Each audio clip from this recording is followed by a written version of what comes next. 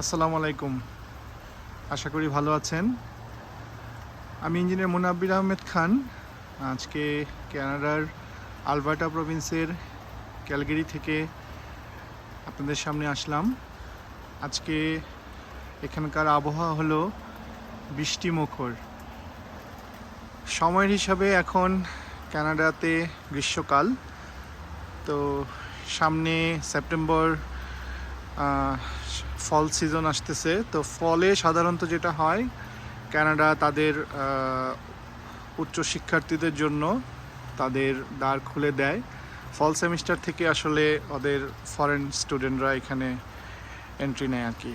তো যাই হোক, আপনারা যারা এখানে বাংলাদেশ থেকে যারা 12 গ্রেড পাস করে আন্ডার গ্র্যাজুয়েশনে কানাডা আসতে আগ্রহী, অথবা যারা after graduation, post graduation, diploma অথবা মাস্টার্স কোর্স অথবা পিএইচডি কোর্সের জন্য কানাডায় বিভিন্ন ইউনিভার্সিটিতে ভর্তি হতে আগ্রহী, তাদের জন্য আশা করি আজকের এই ব্লগটা কিছুটা হলেও কাজে লাগবে।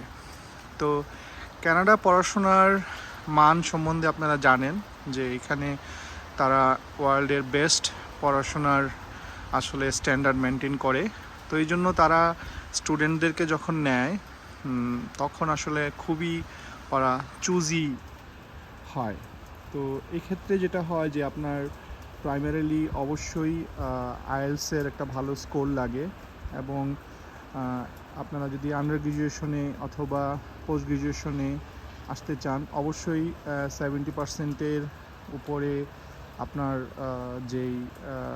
আপনি যে গ্রুপে পড়াশোনা করছেন, ধরেন স্টেম, আপনি সায়েন্স গ্রুপে পড়াশোনা করছেন, তাহলে আপনি এখানে মেডিকেলে অথবা ইঞ্জিনিয়ারিংয়ে অথবা সায়েন্সে, ধরেন ম্যাথে বা ফিজিক্সে আপনি পড়তে আসতে চান, তাহলে অবশ্যই আপনাকে আপনার সাবজেক্টগুলোতে, কোর সাবজেক্টগুলোতে 70%-এর উপরে আপনার মার্ক থাকা জরুরি।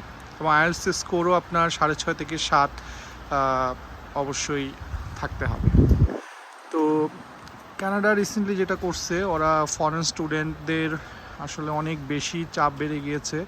তো ওরা সেজন্য এবং বিভিন্ন ধরনের আমি বলবো যে অব্যবস্থাপনা হচ্ছিল, ধরেন বাসা নিয়ে সমস্যা, তারপরে বিভিন্ন ধরনের প্রাইভেট ইউনিভার্সিটিগুলা তাদের ক্যাপাসিটির বাইরে স্টুডেন্ট নিয়ে নেওয়া, সেসব জন্য তারা এইসব অব্যবস্থাপনা দূর করার জন্য এই বছর থেকে একটা নতুন নিয়ম চালু করেছে যে শুধুমাত্র ডিএলআই, ডেজিগনেটেড লার্নিং ইনস্টিটিউটগুলাই ফরেন স্টুডেন্টদেরকে আপনার এনরোল করতে পারবে। এবং সেই জন্য তাদেরকে যেটা করতে হবে যে গভর্নমেন্ট থেকে একটা ছাড়পত্র নিতে হবে। তো সেই জন্য আপনারা যেটা করবেন, অবশ্যই যাতে ডিএলআই কোনো ইনস্টিটিউটে আপনারা এনরোলমেন্ট হন, সেই ব্যাপারে আপনাদেরকে অবশ্যই খেয়াল রাখতে হবে। এখন আপনি প্রশ্ন করতে পারেন ডিএলআই কারা? ডিএলআই হলো যে কানাডিয়ান গভর্নমেন্টের যেসব পাবলিক ইউনিভার্সিটিগুলো আছে, যাদের সেই ধরনের সক্ষমতা আছে, গভর্নমেন্ট থেকে তাদের অনুমতি আছে, তারা ফরেন স্টুডেন্টকে এনরোল করতে পারবে, তাদেরকে গভর্নমেন্ট একটা ছাড়পত্র দেয়। সেই ইনস্টিটিউটগুলাই আসলে এখানে ডিএলআই বলে বিবেচিত হয়।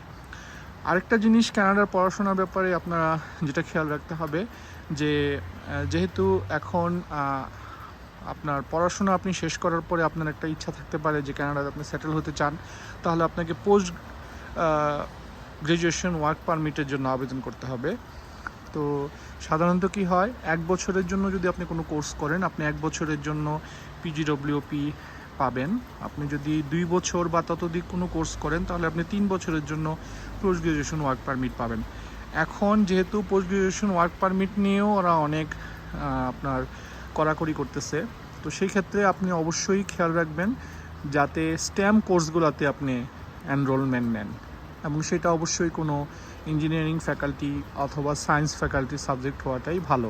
সাধারণত হসপিটালিটি বা বিজনেস টাইপের কোর্সে বা আর্টসের কোনো সাবজেক্টে এনরোলমেন্ট না নেওয়াটাই বুদ্ধিমানের কাজ হবে। তো যাই হোক, আপনারা যারা উচ্চশিক্ষা নেওয়ার জন্য কানাডার মতো একটা ফার্স্ট ওয়ার্ল্ড কান্ট্রিকে বেছে নিতে চান, বা আপনাদের স্বপ্ন আছে, আপনারা একটু জোর প্রস্তুতি নেবেন এবং আইএলসে একটা ভালো স্কোর করার চেষ্টা করবেন। আপনার কোর সাবজেক্টগুলোতে যাতে একটা ভালো স্কোর আসে সেই ব্যাপারে আপনি অবশ্যই সচেষ্ট থাকবেন এবং আমাদের ইকোটিপার স্টাডির সঙ্গে যোগাযোগ করবেন।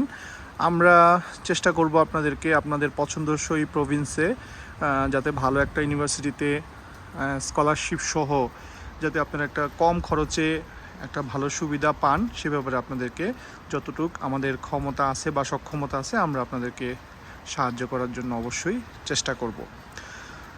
তো দিনে দিনে আসলে বিষয়গুলো অনেক কঠিন হয়ে আসতেছে এবং কানাডিয়ান গভর্নমেন্টও এখন আসলে তারা এই ব্যাপারটাতে অনেক বেশি মনোযোগ দিচ্ছে, যেটা আগে হয়তো অনেক অব্যবস্থাপনা হয়েছিল। আমি বলবো যে সেটা আপনাদের স্টুডেন্টদের ভালোর জন্যই হয়েছে।